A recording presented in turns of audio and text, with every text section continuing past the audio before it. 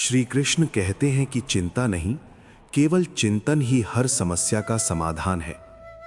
कभी कभी जब जीवन में समस्याओं का अंधेरा घिरता है तो हम समाधान का दीपक जलाने के बदले चिंता करने बैठ जाते हैं।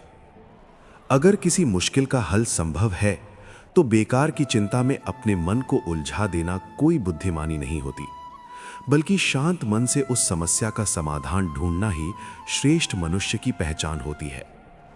आप खुद ही सोचिए, अगर आपके सामने कोई समस्या आ जाए तो आप घबराने लगे और अपनी चिंता में पड़कर यह सोचने बैठ जाएं कि अब आगे क्या होगा, तो इससे न केवल आप उलझ कर रह जाएंगे, बल्कि समय भी आपकी मुट्ठी से रेत की तरह फिसल कर निकल जाएगा और आपकी समस्या का कोई समाधान भी नहीं निकल पाएगा, क्योंकि चिंता आपकी सोचने समझने की शक्ति को खत्म कर देती है।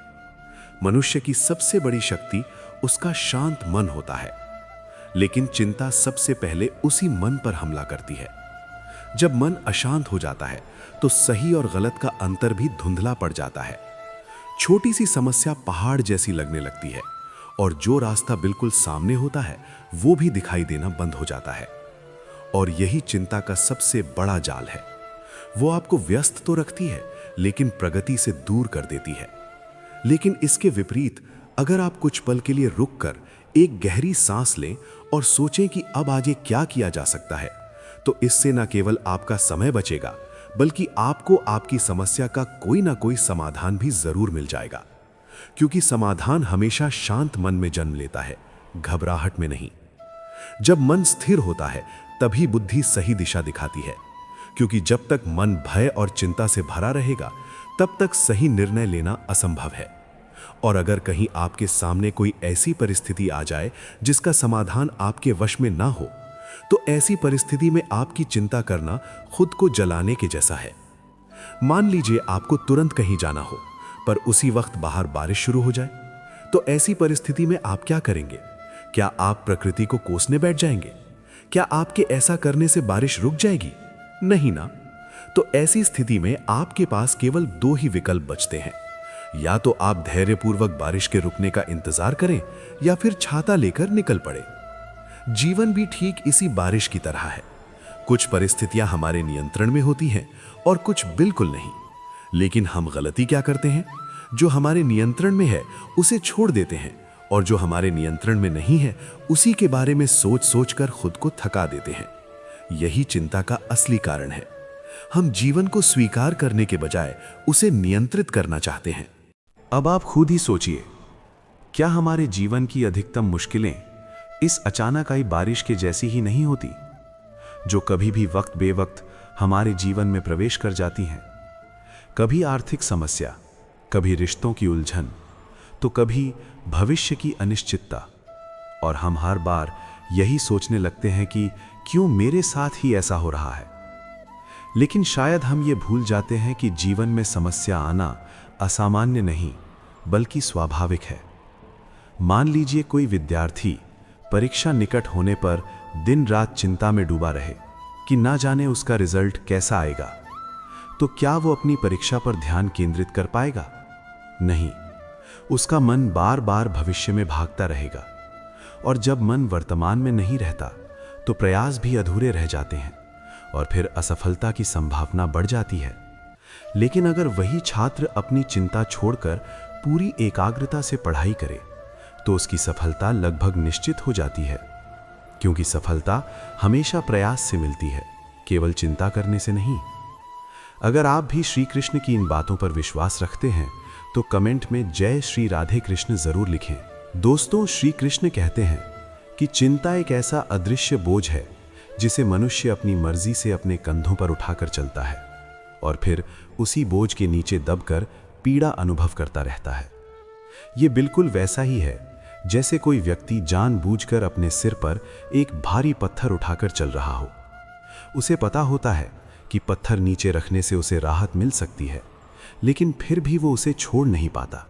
तो क्या उसे समझदार कहा जा सकता है? बिल्कुल नहीं। बिल्कुल इसी तरह हम भी हर पल कभी अतीत के पछतावे और कभी भविष्य की चिंता का बोझ उठाए घूमते रहते हैं, जबकि हमें ये अच्छे से पता होता है कि ये दोनों ही हमारे लिए व्यर्थ हैं। ना तो चिंता हमारा अतीत बदल सकती है और ना ही भविष्य को सुरक्षित बना सकती है। फिर भी हम चिंता से खुद को मुक्त नहीं कर पाते, क्योंकि हमने चिंता को आदत बना लिया है। जब भी जीवन में कोई समस्या आए तो खुद से केवल एक प्रश्न पूछिए, क्या यह समस्या मेरे नियंत्रण में है? अगर उत्तर हाँ है तो तुरंत कार्य शुरू कीजिए, और अगर उत्तर नहीं है तो उसे स्वीकार करना सीखिए, क्योंकि स्वीकार करना हार मानना नहीं होता, बल्कि वास्तविकता को समझकर सही दिशा में ऊर्जा लगाना होता है। जीवन में अधिकांश दुख समस्या से नहीं, बल्कि उसके बारे में हमारी सोच से पैदा होते हैं। एक ही परिस्थिति दो लोगों के सामने आती है, एक व्यक्ति टूट जाता है और दूसरा मजबूत बन जाता है। परिस्थिति तो दोनों के लिए एक समान होती है, फर्क केवल दृष्टिकोण का होता है। जब मनुष्य चिंता करता है तो उसका मन भविष्य की काल्पनिक कहानियां बनाने लगता है। हम उन घटनाओं से डरने लगते हैं जो अभी हुई ही नहीं और शायद कभी होंगी भी नहीं। इस तरह हम अपने आज की शांति को कल के भ्रम के लिए खो देते हैं। श्री कृष्ण कहते हैं कि जो व्यक्ति वर्तमान में जीना सीख लेता है वही सच्चा योगी है, क्योंकि वर्तमान ही एकमात्र सत्य है। अतीत स्मृति है और भविष्य कल्पना है, लेकिन चिंता हमें इन दोनों में भटकाती रहती है और वर्तमान की शक्ति से दूर कर देती है। आपने ध्यान दिया होगा, जब भी आप शांत मन से किसी समस्या के बारे में सोचते हैं तो अचानक समाधान सूझने लगता है, जैसे भीतर से कोई मार्गदर्शन मिल रहा हो। वो आपकी ही बुद्धि होती है जो शांति में काम करती है, लेकिन चिंता उस आवाज को दबा देती है। इसलिए अगली बार जब जीवन में कोई कठिनाई आए तो तुरंत घबराने के बजाय खुद से कहिए, मैं चिंता नहीं करूंगा, मैं चिंतन करूंगा, मैं समाधान ढूंढूंगा, क्योंकि हर समस्या अपने साथ समाधान का बीज लेकर आती है। बस उसे देखने के लिए शांत दृष्टि चाहिए। धीरे धीरे आप महसूस करेंगे कि समस्याएं पहले जैसी डरावनी नहीं लगती। आपका आत्मविश्वास बढ़ने लगता है और जीवन का हर उतार चढ़ाव आपको तोड़ने के बजाय सिखाने लगता है।